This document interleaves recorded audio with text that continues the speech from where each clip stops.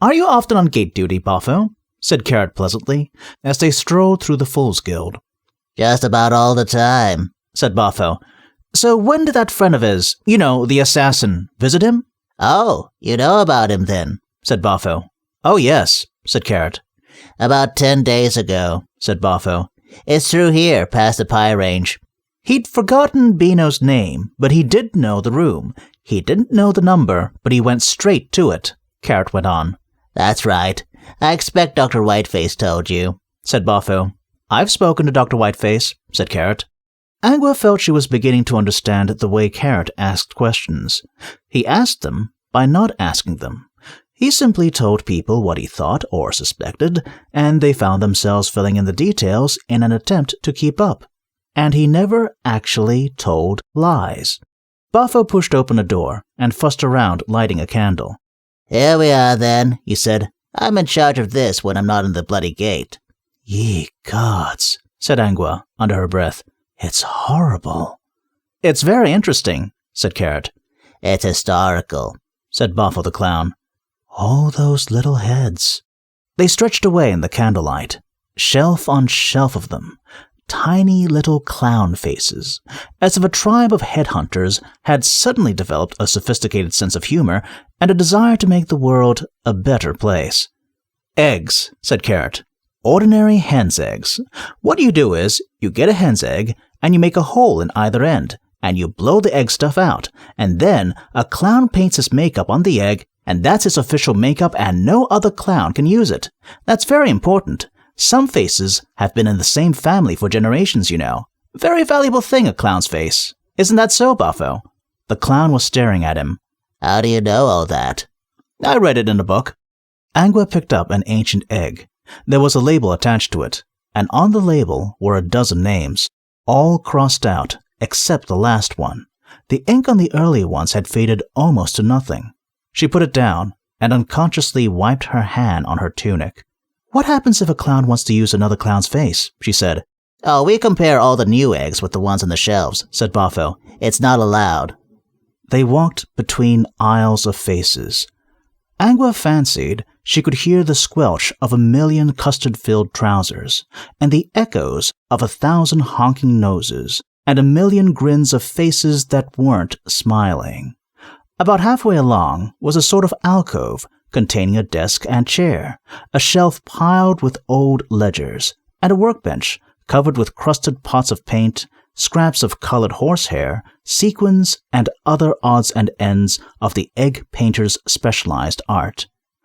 Carrot picked up a wisp of colored horsehair and twiddled it thoughtfully. "But supposing," he said, "that a clown with his own face, supposing he used another clown's face." "Pardon?" said Boffo. "Supposing you used another clown's makeup," said Angua. "Oh, that happens all the time," said Boffo. "People are always borrowing slap off each other." "Slap?" said Angua. "Makeup," Carrot translated. "No, I think what the Lance Constable is asking, Boffo, is, could a clown make himself up to look like another clown?" Boffo's brow wrinkled, like someone trying hard to understand an impossible question. "Pardon?" "Where's Beano's egg, Boffo?" "That's here on the desk," said Boffo. "You can have a look if you like." An egg was handed up. It had a blobby red nose and a red wig. Angua saw Carrot hold it up to the light and produce a couple of red strands from his pocket. "But," she said, trying one more time to get Boffo to understand, "couldn't you wake up one morning and put on makeup so that you looked like a different clown?" He looked at her.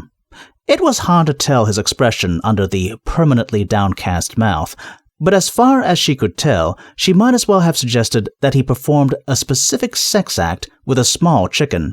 "How could I do that?" he said. "Then I wouldn't be me." "Someone else might do it, though?" Boffo's buttonhole squirted. "I don't have to listen to this sort of dirty talk, miss." "What you're saying, then," said Carrot, "is that no clown would ever make up his face in another clown's, design?" "You're doing it again." "Yes, but perhaps sometimes by accident a young clown might perhaps—" "Look, we're decent people, all right?" "Sorry," said Carrot. "I think I understand. Now, When we found poor Mr. Beano, he didn't have his clown wig on, but something like that could easily have got knocked off in the river.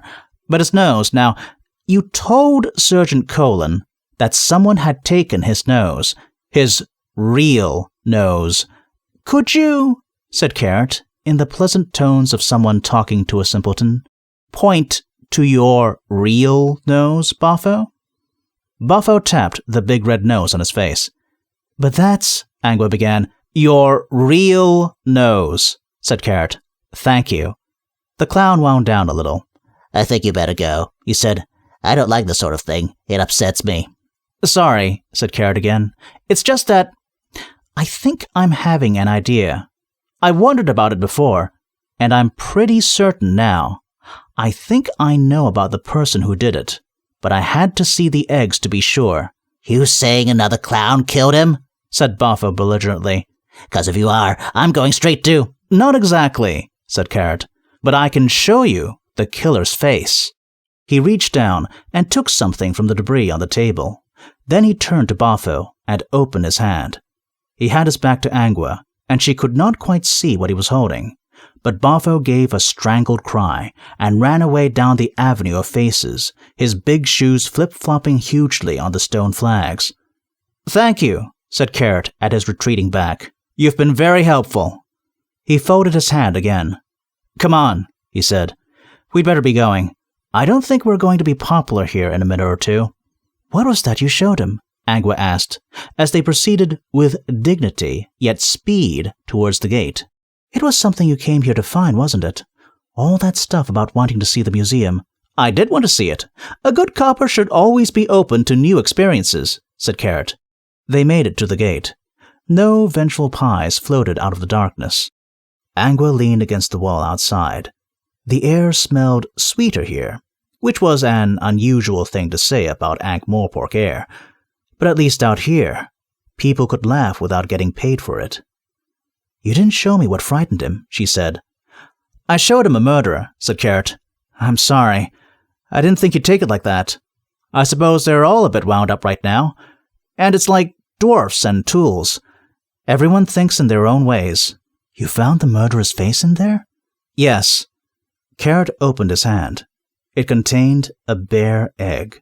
He looks like this, he said. He didn't have a face? No, you're thinking like a clown. I am very simple, said Carrot, but I think what happened was this. Someone in the assassins wanted a way of getting in and out without being seen. He realized there's only a thin wall between the two guilds. He had a room. All he had to do was find out who lived on the other side. Later, he killed Beano and he took his wig and his nose. His real nose. That's how clowns think. Makeup wouldn't have been hard. You can get that anywhere. He walked into the guild, made up to look like Beano. He cut through the wall. Then he strolled down to the quad outside the museum, only this time he was dressed as an assassin.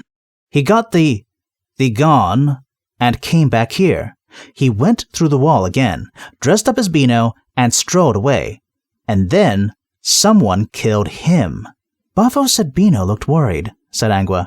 And I thought, that's odd, because you'd have to see a clown right up close to know what his real expression was. But you might notice if the makeup wasn't on quite right. Like maybe if it was put on by someone who wasn't too used to it. But the important thing is that if another clown sees Beano's face go out of the door, he's seen the person leave. They can't think about someone else wearing that face. It's not how they think. A clown and his makeup are the same thing. Without his makeup, a clown doesn't exist.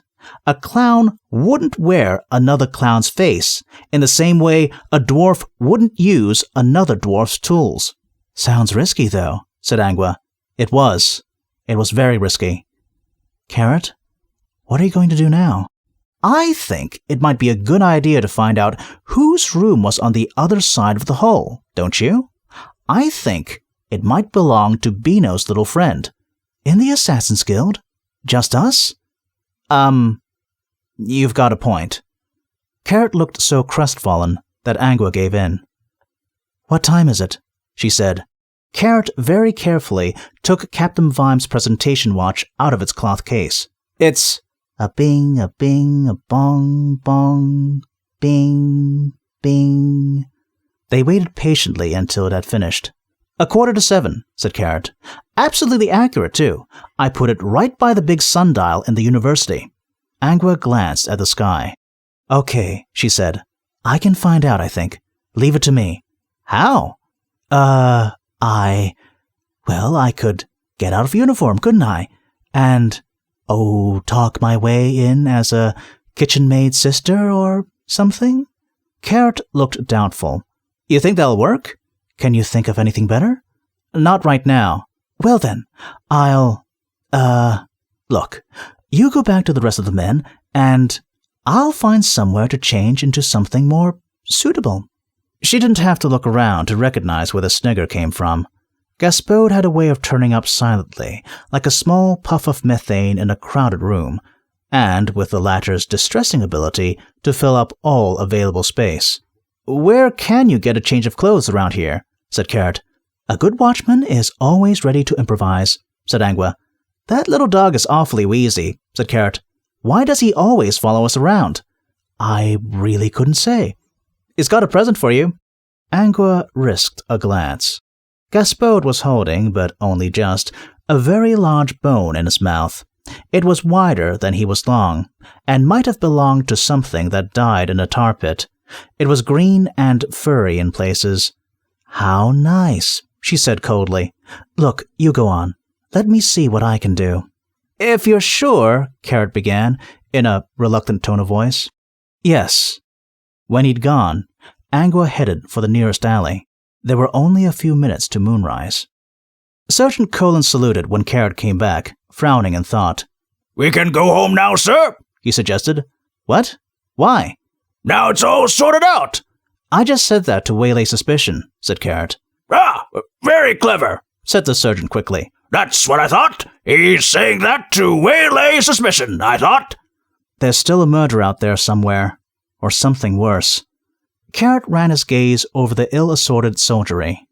But right now, I think we're going to have to sort out this business with the Day Watch, he said.